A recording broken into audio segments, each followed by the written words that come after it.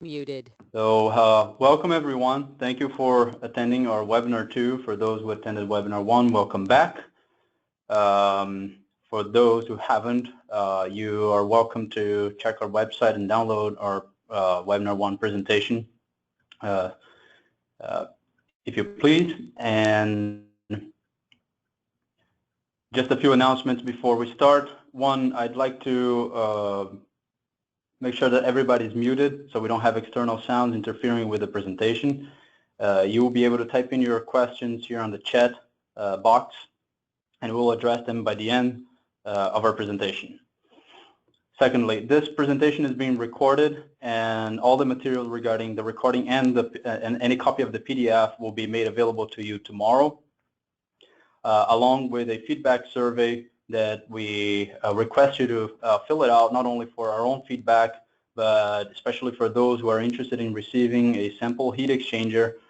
You need to put in your request there in that feedback survey. So we encourage everybody to do so. So again, this is our second webinar on a series of small diameter copper tube fin heat exchangers that OTS and ICA have partnered up to work with. And on webinar 2, we have Burr Oak and Heat Transfer Technologies as well.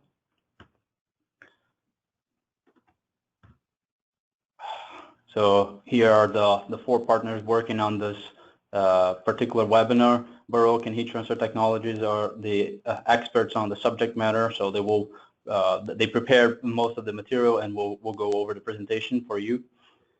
And today's speakers include me, Daniel. I'm an engineering manager at the Optimized Thermal Systems. I presented webinar 1, and today I'm only going to give an introduction to our webinar 2. But I have here my colleagues Rocky Smith, product manager at Burr Oak Tool, and Joran Shabtai, president of Heat Transfer Technologies. So this presentation, as I mentioned before, is on the construction of small diameter copper tube fin heat exchangers. I'm going to talk about the manufacturing process, historical trends, and the challenges and solutions that these guys have been working really hard to come up with solutions for it. And just for you to have an idea of the context of this thing, we're talking about millions of heat exchangers being produced every year, multiple heat exchangers per second being constructed. So the contents of this presentation have a huge importance in the whole heat exchanger industry.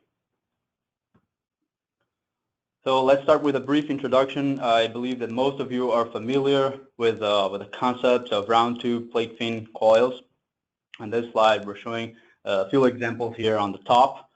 And the reason why we use round tube plate fin coils in HVAC applications, we have very well-established technologies, the state-of-the-art, has good water shedding properties, and most importantly, we have higher flexibility in terms of customizing fins and tube and coil geometry that allows exploring a wide range of new concepts. So what are the main parts of our tube fin heat exchanger? This coil is showing the anatomy. This slide is showing the anatomy of our coil.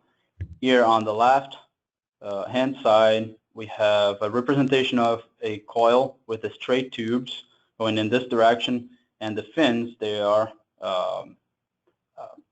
placed transversely to the tubes and stacked in this direction. So the main parts that we have is the hairpin, which is a bent tube that inserted into the stack of fins, and they are connected on the other end by the return bands. In between the hairpin band and the return bands and the fins, we actually have the end sheets, and we have the actual fins, probably the most complex part of our heat exchanger. And here are the nomenclature of the main parts of our fins. We have the collar, pointed out here, which establishes the distance between one fin and the other. We have the edge form, the collar base, and the fin enhancement. We have different fin enhancements, possible fin enhancements, and usually we have them in between the tubes, and will be discussed further on in this presentation. Now, when we talked about flexibility, in terms of overall geometry of the coil, when they are manufactured, we'll call it a flat coil, where the tubes are straight and similar to what we saw in the previous slide. But given some of the design requirements in terms of space allocation, we can actually conform these coils into different shapes. So once they're produced, we have the straight tubes, and then we can bend them so that they will have new forms such as L shape or U shape and so on. And as an example, for those who are familiar with the outdoor coil or condenser outside our houses, it's an example of a formed or composite coil that we have on our daily lives. Okay, so this was just a brief introduction. I will hand the presentation over to my colleague Rocky, and he's going to talk about the coil manufacturing in detail. Thank you. Go ahead. Okay, thank you, Daniel. In this portion of the presentation, we will outline the general coil manufacturing process. This is a general flow chart of the manufacturing process for creating round tube plate fin coils. On the left are the raw materials or inputs into the coil assembly process. These are fins, tubes, end plates, and return bends. These raw materials are brought together as the coil assembly process begins with the lacing process, and then progresses to the expansion process and then the brazing process, where the coils meet up with the return bends. While the brazing process may be the final step in assembly for most coils, some coils, like composite coils, will undergo an additional step to form the coil into particular shapes for installation into housing. We will analyze the processes in more detail by starting with the fin manufacturing process. Fins may be of two general styles of patterns, inline or staggered. In either case, the hole spacing is defined as the distance between holes in the direction of the feed. Fin width is defined as the distance between holes perpendicular to the direction of the feed. The die progression determines how many rows of holes are produced for every stroke of the press. In this example, this is a 4-progression die, meaning that for every stroke of the press, 1 feed stroke of the die will occur, but 4 full rows of holes will be produced across the entire width of the die. Slit positions determine the final row widths of the fins being produced. Most dies can be adjusted to provide any multiple of fin widths to be produced. As we discussed during the introduction, round tube plate fin constructed coils are highly customizable.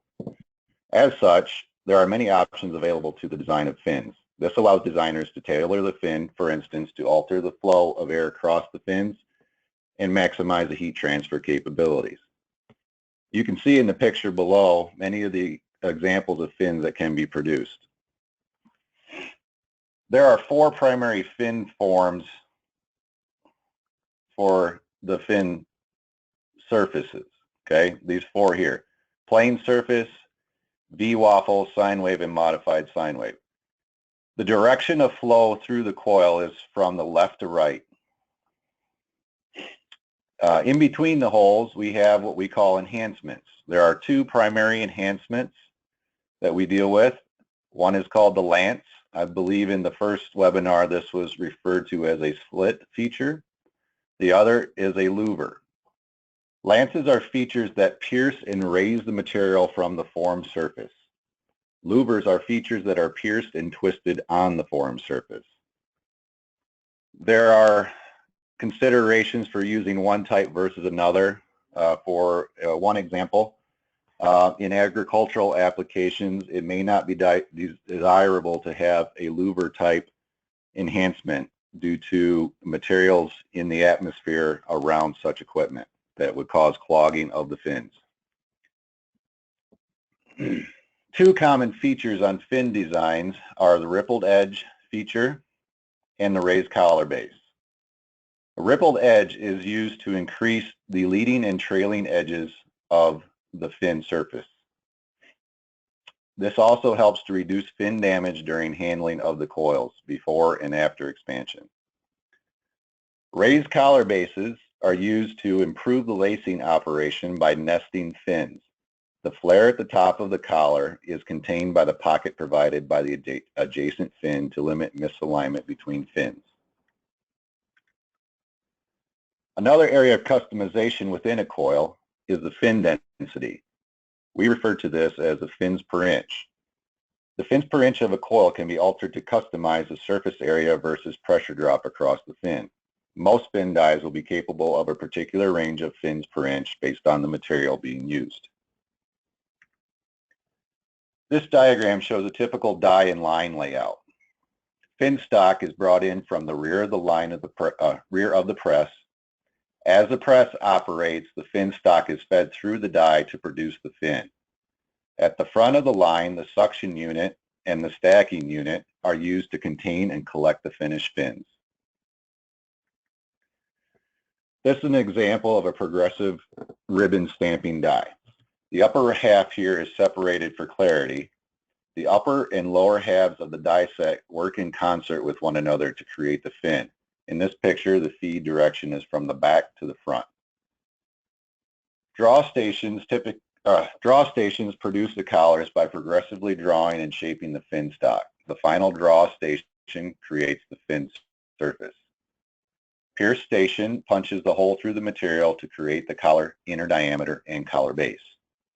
Enhanced station creates the louver and or lances of the fin surface. The re-flare station creates the flare portion at the top of the collar, establishes the collar height and flare diameter. The edge trim station trims the overall stock width down to the appropriate width. Slit stations cut the material parallel with the feed direction to create the rows required for the fin. The feed station is the station that pulls the ribbon through the die on the strokes of the press. The final station is the cutoff station, which cuts the material perpendicular to the feed direction to create the overall fin length required. Here we have a video of the Preston Operation. You can see the upper half of the die here stroking up and down with the press. So every time it's doing this operation, it is forming all those stations at one go as the fin is being progressed through. This is the feed portion of the die. You can see the fin stock here being pulled through at every stroke. At the top of every stroke, the fin die is moving the feed forward. Here we show the suction unit up here at the top of the video, and then the stacking unit at the bottom. You can see the fins as they're being produced are guided out from the die. We call this a suction sheet up here. A vacuum holds the fin streams up against the suction sheet as the die is completing the process of the full length of the fin. The suction sheet keeps it aligned with the stacking unit below. Once the die performs a cutoff stroke that you see here, the vacuum pressure is released and the fin drops down to the stacker unit. The stacker unit is a series of vertical rods aligned with the fin holes. As the fin drops, the rods contain and guide the fin until reaching the stack below. Next, we will discuss how the tubes and return bends are produced for the coil assembly. For the next portion of the presentation, I would like to hand it over to my colleague, Yoram. Hi, I'm going to describe the tube forming. There are two methods for producing inner grooved tubes.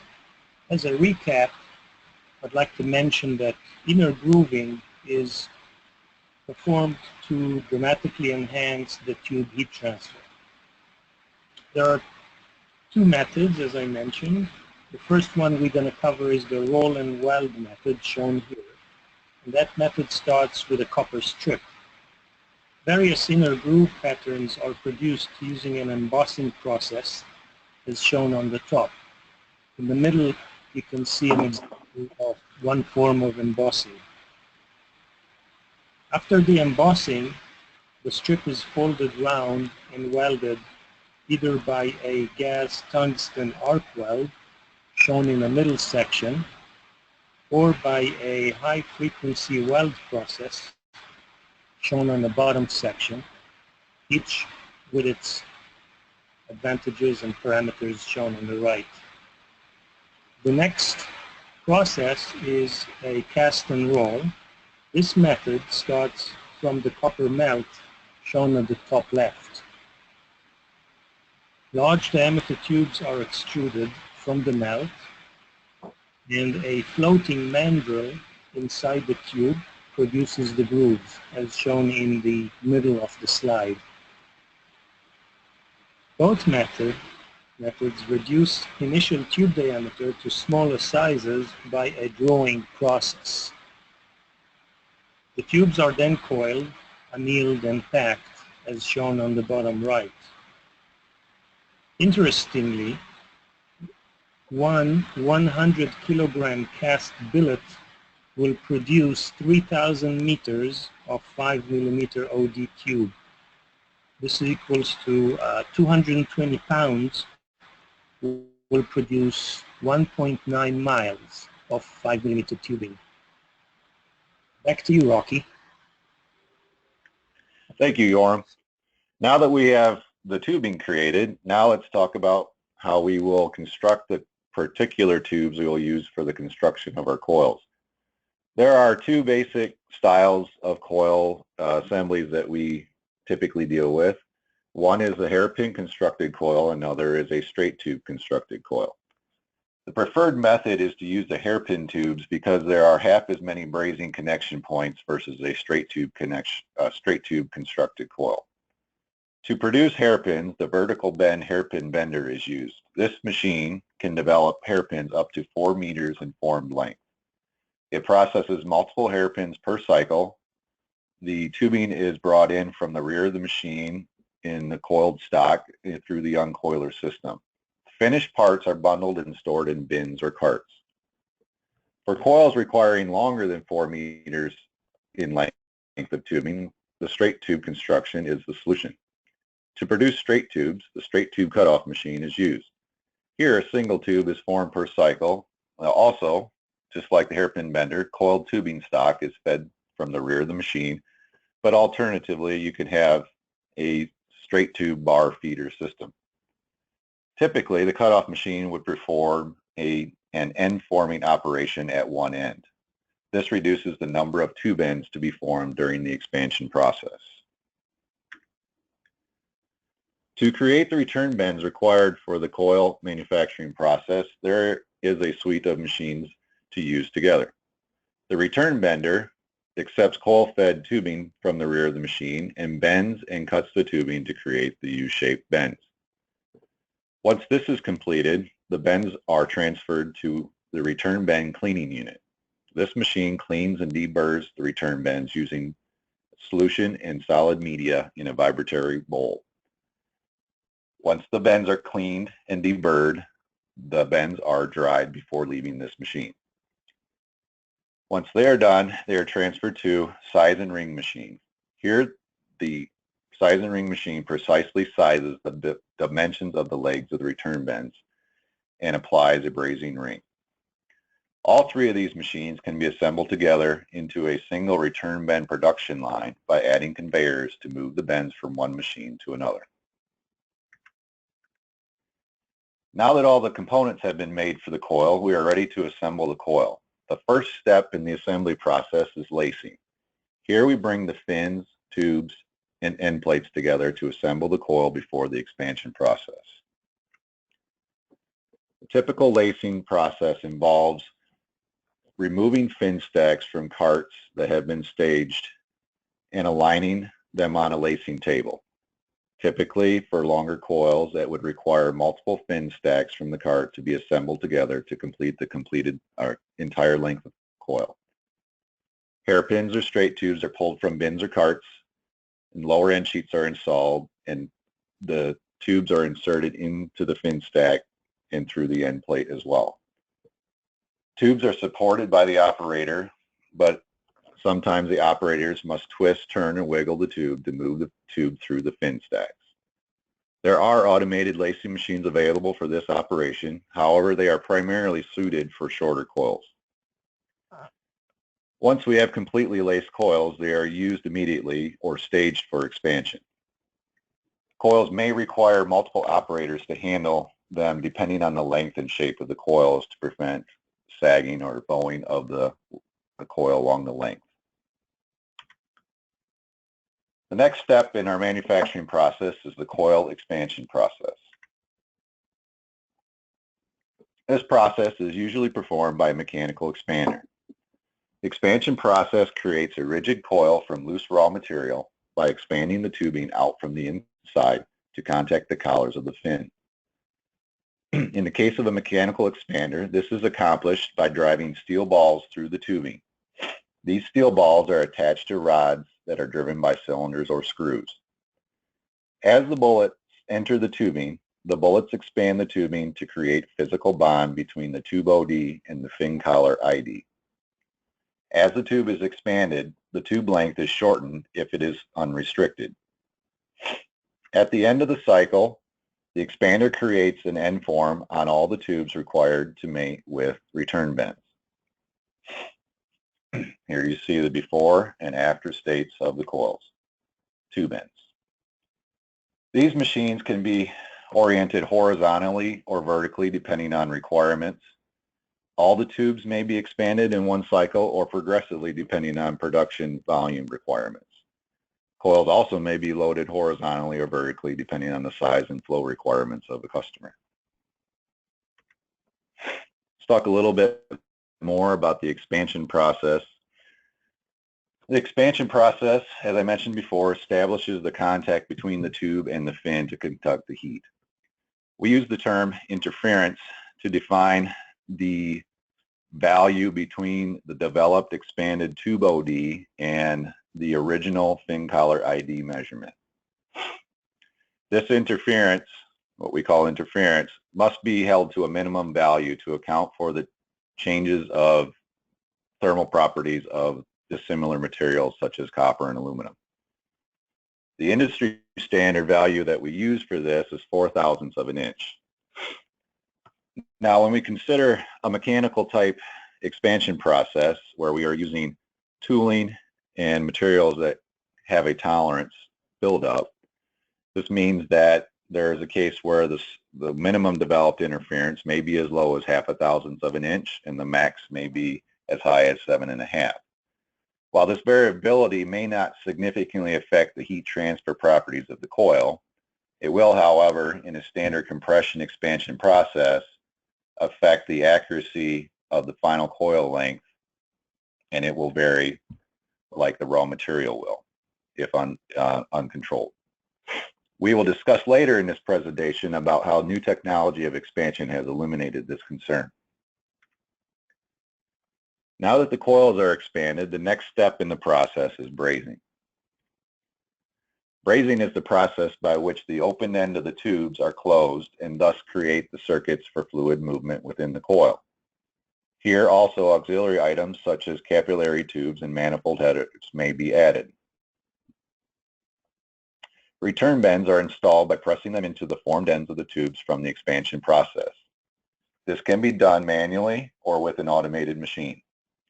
If the coils are to be processed using an auto brazing line, the return bends have the brazing ring pre-installed and contains the material required for the brazing process. Auto brazing lines are used for large volume production. Here the coil translates through a furnace system to heat the tube ends and return bends. Hand brazing is typically used for lower volume or specialized coils or attachments.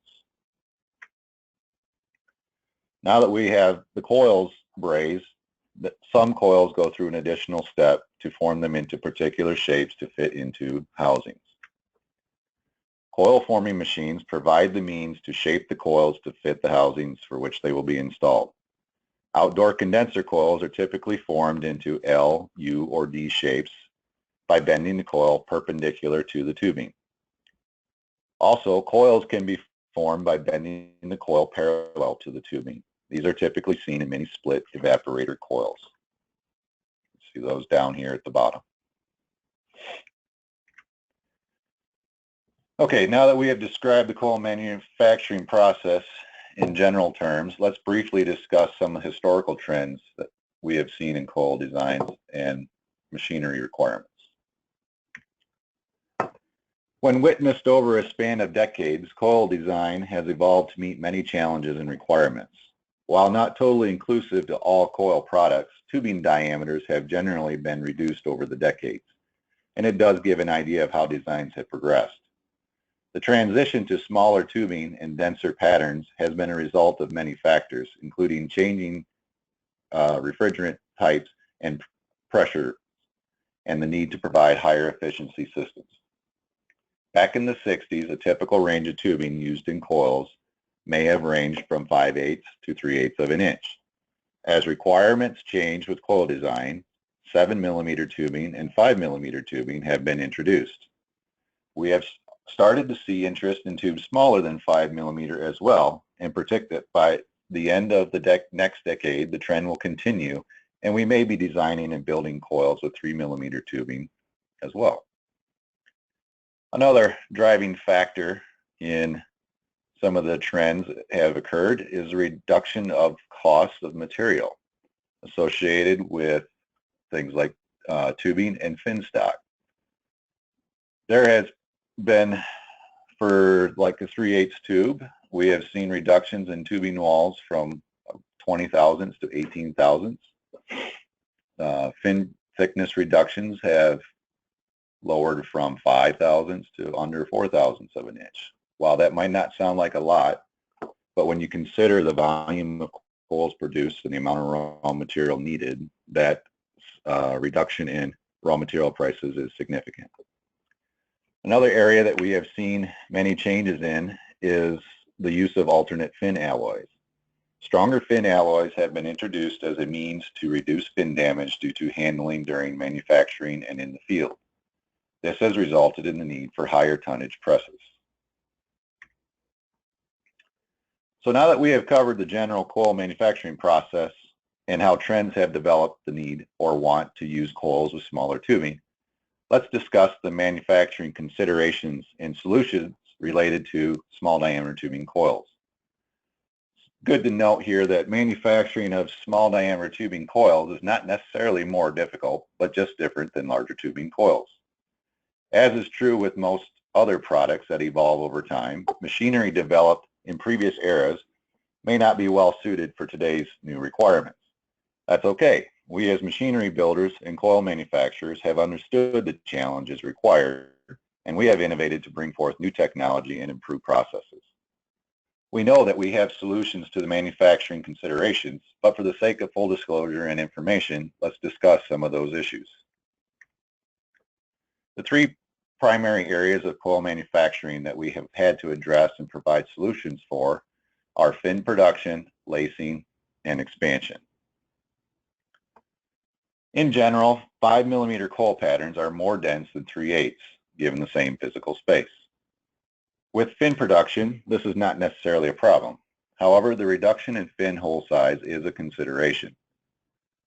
Small tube diameters require that the fin stacking units have smaller rods due to the smaller fin hole. This results in a much more flimsy rod that is susceptible to vibration and deformation. As I mentioned before, 5mm coils contain more tubes than 3/8 in a given space. What does this mean? Well, it could mean more labor, and in fact it does. That means more tubes in the same space, means more hairpins, means more lacing. Okay? This, however, can be easily absorbed as raw materials savings are significant.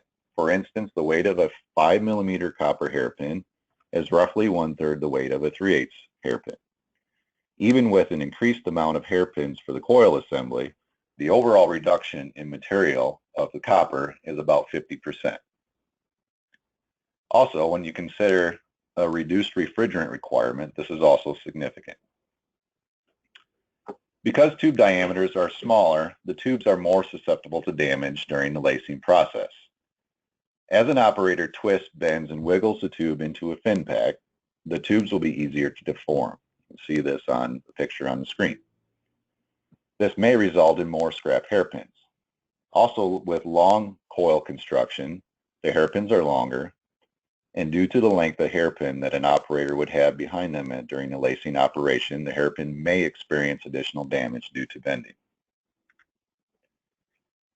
For the expansion process, we have two considerations that new technology and processes have solved. The first consideration is understanding the behavior of small diameter tubes and why mechanically expanding them may represent opportunities. As the tube size has decreased, the normal tools that we use, bullets and expander rods, get smaller and become weaker. However, as the tube gets smaller, its hoop strength increases, increasing the force required to push the bullet through the tube. In addition, as tube diameter decreases, the tube has less column strength to resist buckling of the tube. Small imperfections in the tube strength will result in coil buckling. This scenario has required machinery builders to innovate to solve this problem, and we have. Another manufacturing consideration for producing smaller diameter tube coils is forming the bell and flare. As the tube diameter decreases, the material elongation needed to make the flare is increased as shown in the diagram. The maximum elongation of the tube material is a limiting factor. For copper, typically 40 to 50%. When maximum material elongation is exceeded, splits occur in the tube flare, and in some cases transfers down through the bell form. Also, as diameters decrease, the variation of the tube stick out, the length of the tube above the end sheet, in this process has greater impact on the ability to produce a good flare. The diagram shows the variation in material elongation caused by a 1 millimeter tube stick out variation. As you can see on the left diagram, the elongation of a 5 millimeter tube for a standard flare geometry is already at 52%. When you take into account a 1 millimeter increased stick out length, that brings a 5 millimeter tube elongation to 75%, which would result in many more split flares and bells. Here we see the effects of variable length tubing in the real world. While this consideration is valid for all tubing sizes, smaller diameter tubing is more susceptible to variability based on the relationship between the height of the flare and the diameter of the flare. This is solved by manually reworking the tube ends and provide proper flares. However, new technology has been developed to eliminate this from all types of coils during the expansion process. As we discussed during the presentation of the considerations, we as machinery builders and coil manufacturers have invested great effort to provide the innovations necessary to make moving to small diameter seamless. To improve fin stacking, a new heavy-duty stacking unit has been developed to stiffen its structure to prevent unwanted flexing during operation of the press. This will keep the stacking rods in better alignment with the fins as they are being produced. New stacker rod tip designs also allow for easier piloting of the fin as the fins are dropped from the suction unit onto the stacking unit. This allows the fin to orient itself properly, thus improving the stacking process. In the lacing operation, many considerations can be overcome by operator training and adjusting how to handle smaller diameter hairpins. This includes using more care in aligning the tubes to the fin and adjusting the amount of physical force an operator may exert on the tube during the lacing process. Also, providing better hairpins will result in better success during lacing. Providing legs that are more parallel with each other will improve the insertion of the tubes into the fin pad. Here we see an example of what we would consider a substandard hairpin with the legs a little bit bowed out, and here we see a good, nice parallel set of legs for this hairpin. Ultimately, an automated solution may be the most desirable in this process. A tube insertion machine will allow the tubes to be properly supported and inserted and take out the human factor. Also, particularly with long coils, it may be beneficial to use automation to transport the finished laced coils to the expander to prevent unwanted damage to the coil by handling.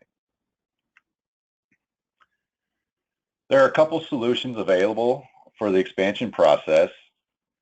The first one I'd like to talk about is the limited shrink tension expansion, and it's an adaptation of a traditional tension expansion process.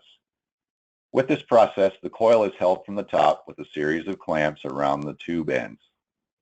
And then also at the bottom of the coil is a clamp that holds the hairpin down at the bottom of the machine. As the bullets enter the tubes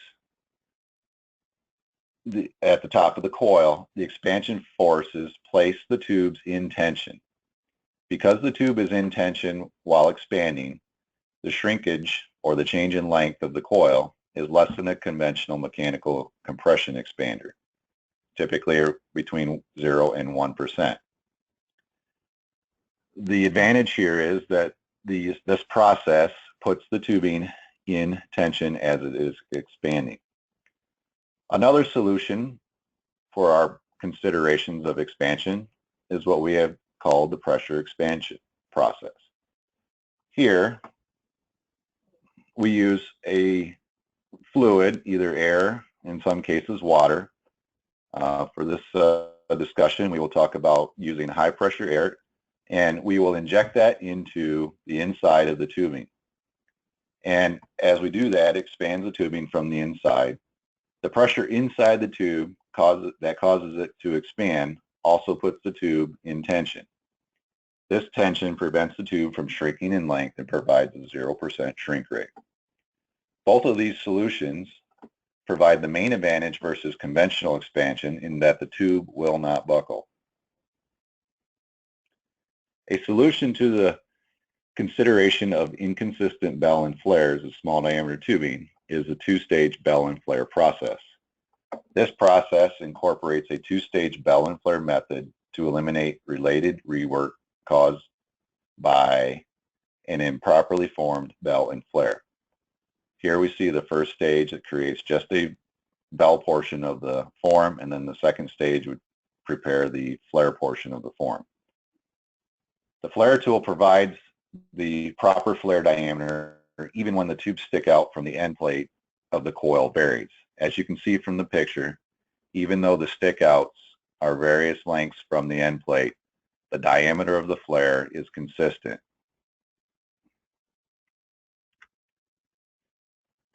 So what are the effects of using small diameter tubes?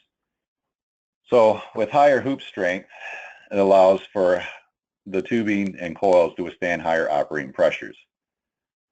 This has resulted in the need for alternate expansion methods to be necessary, and we as machinery builders have supplied that. Also, as a change to smaller diameter tubes, it likely occurs with a reduced wall thickness. So that means a material consumption reduction and cost savings for the manufacturers.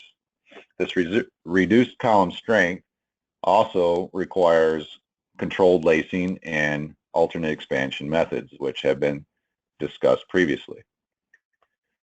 Greater fin complexity in both the design and density is capable here with the 5mm or smaller tubing. This has allowed us to provide a solution for this process by improving also the stacking process. And for the next portion here and to wrap up, I'll pass this back over to Daniel. Okay, thank you, Rocky. Thank you, Yoram, for this very comprehensive and informative presentation. So here I am wrapping up this webinar, and just to recap what I mentioned in the beginning and to highlight the importance of manufacturing solutions and finding solutions for the challenges for small diameter tube heat exchangers that people like Rocky at Burr Oak Tool work really hard for. From a market context, back in 2011, we had 134 million air conditioning units made. And this is not counting refrigeration nor any other air-to-refrigerant heat exchangers. Each air conditioning unit has obviously 2 heat exchangers, which means 268 million heat exchangers, which corresponds to 8 heat exchangers being produced every second. Out of these, 25% were small diameter copper tube heat exchangers. So we're talking about 2 heat exchangers per second being produced back in 2011, and this number only tends to increase. And as the technology develops and increases, we hope that within the next decade we'll be able to start seeing tube diameters of 4 or even 3 millimeters as proposed in the historical trend presented earlier on.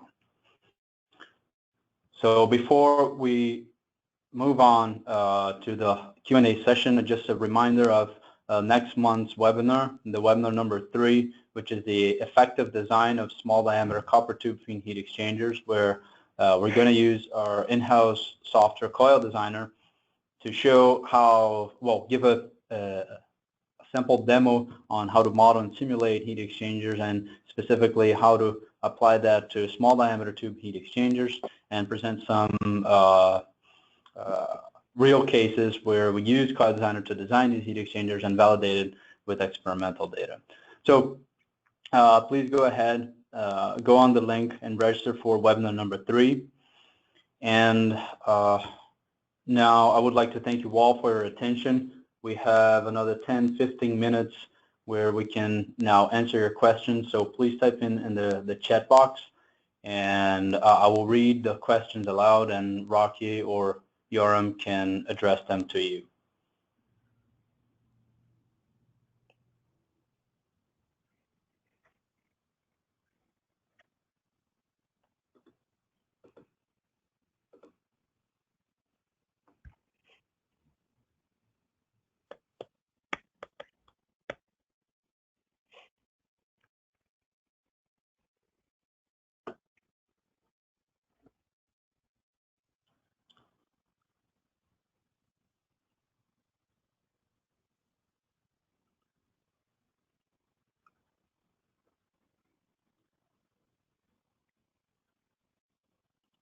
Looks like Rocky did a very good job. Nobody has any questions? Perfect. Okay, so we got one here.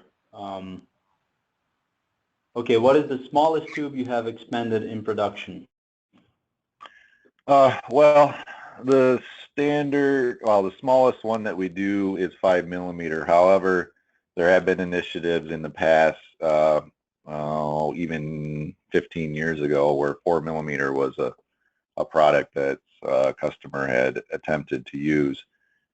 We are currently concepting smaller diameter tubes, and we have assembled 3 millimeter tubing coils that we use our pressure expander for. But as far as production, 5 millimeter really is where we're at as far as a minimum size at the moment. I think there's, coil design requirements and a lot of more math than I can probably come up with before, we get into the 4 and 3 millimeter when the coil designers will really grab hold of that. But we're hopeful, and we think that's where things are headed. Okay, we got another one here. What is the maximum length between tube and sheet that can be expanded? Well, I don't know that there's a maximum. I think the difficulties or challenges are a little bit different. A shorter length coil, it's 5 millimeter, you have quite good success rate, I think, capable to you. As the coil length gets longer, you have to have the shrinkless expander or the pressure expander really to have really good success. With pressure expander, I don't see really a limitation on the length, but typical expanders that we do traditionally don't get longer than, I guess it would be 3 meters. That's primarily because like an outdoor condenser unit has somewhat of a maximum length that's really developed. Commercial type coils, they will get longer than that, but I think it's it's not a factor of how long, because if you can build it to do 10-foot long coils, you can probably build it to do 14 or 16 just with additional mechanism or length in the machine. So it might have been a long answer, but the short answer is we do about 3 meters, but it's probably capable of going longer than that. Okay, we have a couple more here. One, with smaller diameter tubes, you also need more circuits. How does cost of header impact the design choice? I don't know that I'm the right person to answer that. I'm just a machinery builder, so I don't know exactly about the coil design. That may be, Daniel, is that something that you guys have addressed or will address in the future webinar? We'll address the design perspective of it. I don't think I can tell how much it impacts the cost directly, but we can include that for a webinar number 3 and address there then.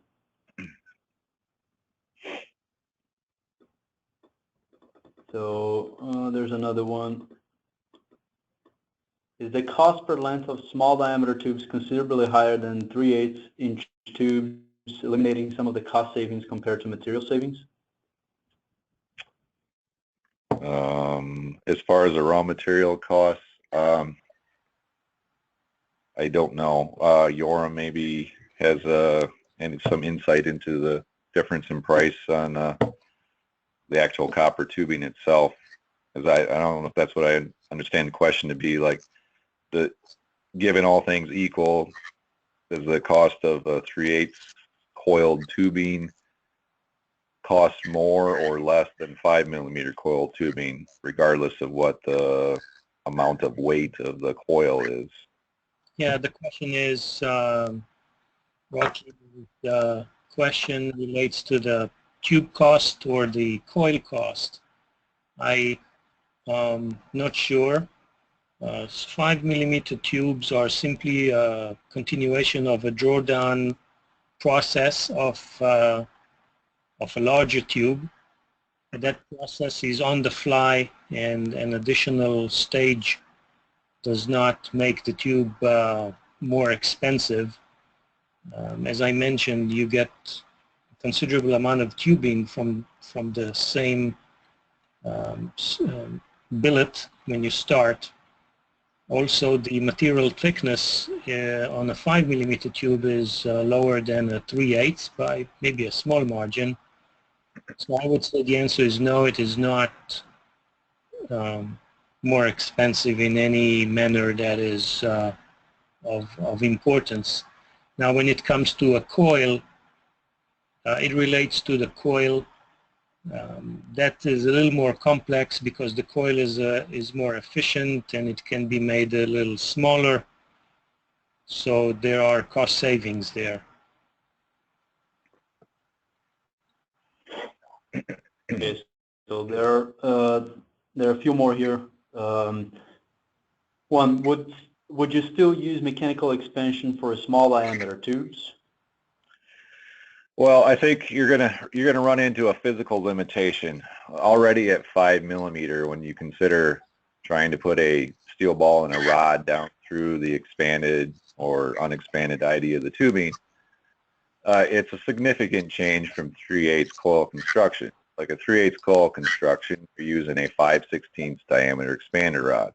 Well, now when you consider a 5mm tubing coil, that size gets down to let's see, 3.5mm, I think. Roughly 140 thousandths is what we use. So when you consider trying to go smaller than that, it's be like pushing on a piece of, uncooked spaghetti. It's pretty small. So that's why, we have seen the growth of this product and an avenue for us to provide good solutions for the industry by eliminating the rods and the bullets from the scenario. There are a couple more following up on that. One, would then the recommended interference change? I think technically you could, but as I mentioned in the discussion about the tolerance seen on a mechanical type expansion, If you try to reduce it too small as far as what you're going to use as a nominal interference, if you have a batch of tubing, maybe that's a little bit undersized as far as the wall thickness, you may come into a situation where the fin collar and the tubing aren't making that intimate contact. So could it be reduced? Slightly, but 4 thousandths is still not a large value. So if you reduce it down a couple thousandths, maybe you'd be okay with that. But I think it's a factor of the raw material and the tooling that you use in the mechanical system. The pressure expansion, I don't see that as a problem because we don't necessarily care about the tolerance of the tubing wall, or we obviously don't have a bullet, so you're just basically blowing up a balloon from the inside. So in this case, just coming up with the ideal heat transfer interference fit, yes, you may be allowed to come down in interference fit on the smaller diameter tubes. I believe OTS has, I don't know if that's something you guys are discussing in the third webinar as far as the heat transfer capabilities based on that. I don't know if that was part of the context. So still working on it. It's good. Well, at least we're having a feedback here. We can potentially address all these the next webinar. And there's a last follow-up question from the same person on that topic. Are there any publications regarding optimization of the interference? Do you know? Yes. We have presented through our innovations manager, Roger Tetzloff here. I believe we have, I apologize, I don't have it with me right now, but there is a white paper, I believe, that documents some of that minimum interference, and then how much more beyond that is really necessary for the heat transfer to be a good situation. So I will be able to, if people contact you, would you be able to provide that? Yes, and I will see what I can dig up, and then I will probably pass it along to you as well, Daniel. All right, thank you. So please follow up with Rocky further on later after the webinar if you need more information on that. Now moving on to another question. Well, if mechanical expansion is continued with, would you redesign the bullet expander in terms of shape, size? Well, size would obviously change, but would you redesign the bullet expander? Like the design of the machine?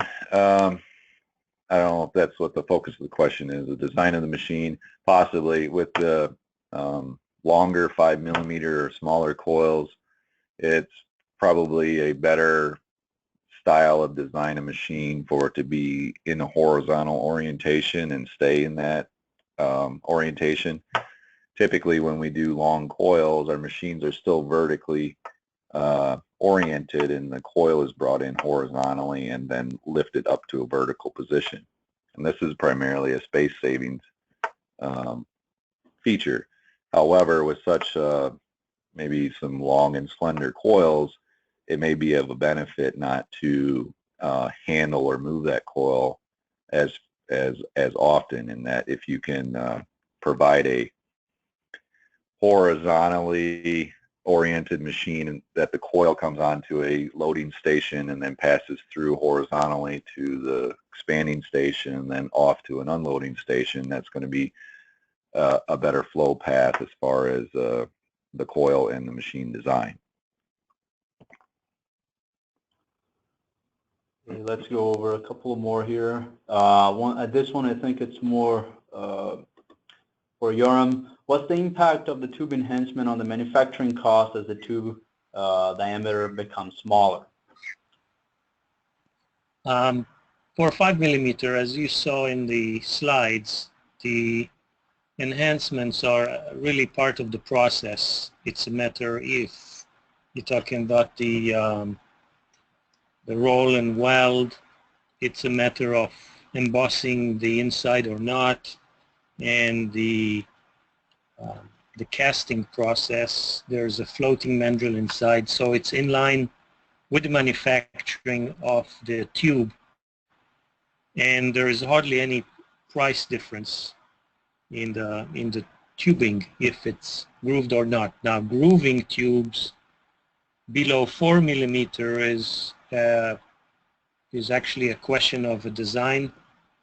It's under investigation. I think 4 millimeter is kind of the borderline for the effectiveness. Maybe 3 millimeter does not require much enhancing because the distance from the center of the tube to the wall is very small to begin with. And there are some studies that looking into it. So for the cost, there's hardly any difference. If it's necessary below 4, this is still under investigation.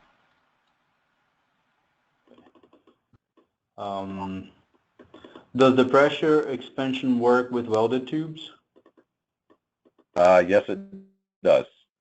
Yes, the welded tubes are annealed before they're packed, so the stresses are removed, and as Rocky can confirm, it does. Yes, it does. Okay. And what is the typical wall thickness for a 5 millimeter tube, and what would be the expected wall thickness for a 3 millimeter tube? Yoram, do you want to take this? I think I have about 15 thousandths wall, I think, for 5 millimeter, but it's about 0.23 millimeters. Let's see if that's right. It depends if you count the grooves or not. So there is the basic wall, and then there are the grooves. You can see it online accurately for the tube that you're looking into, because there are different types of tubes. You can actually get tubes with different wall thicknesses. 0.2 is pretty common, and you can go online either. As an example, any tube manufacturer will have its product online, and you can select what you need. Okay, so it's about 4 or 5% of the tube OD. Yeah, give me a second. I'll give you an exact answer. Okay, while you're doing that, just going back to the mechanical expansion, Rocky, I guess the question was not, it was about the design of the bullet. If the bullet would change its shape or anything else if we reduce the tube diameter, not the process itself, but the bullet itself. okay. The only thing that we have done in a 5 millimeter situation is, because typical construction of attaching the bullet to the end of the rod is to use a separate screw to from the bottom of the assembly, screw the bullet to the end of the expander rod. Given that the diameter of the bullet is so small, you can try to go with smaller screws yet, but what we have done in that situation is we have built the threads into the bullet, so it's a shake style bullet. So that type of change in construction is usually warranted. As far as the shape and style of the bullet, well, when you get rid of a bullet screw at the front or the nose end of the bullet, you can go with a much more gentle taper, 5 or 10 degrees, as opposed to maybe a 15-degree nose on the shape of the expander bullet. Okay, if you want the numbers on the wall of a 5 millimeter tube,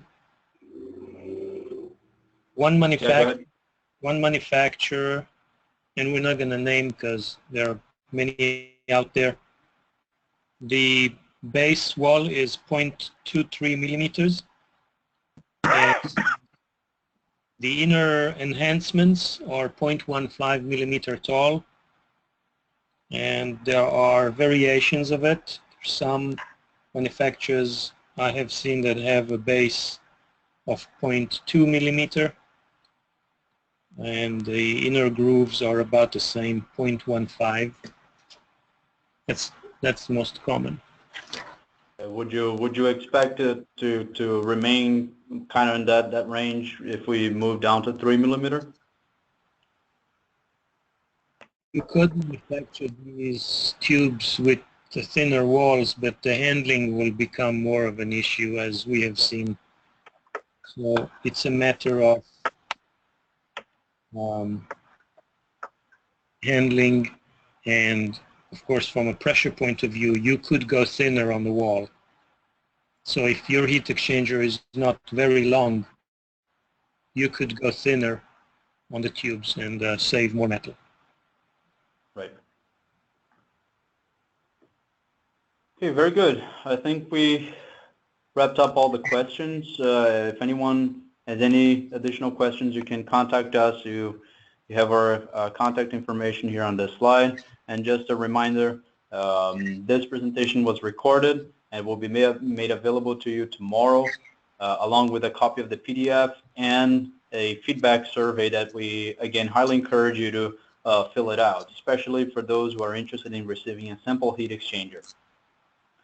So with this, I will conclude webinar 2, and I hope to see you all on webinar 3. Thank you very much, and have a wonderful afternoon. Thank you all.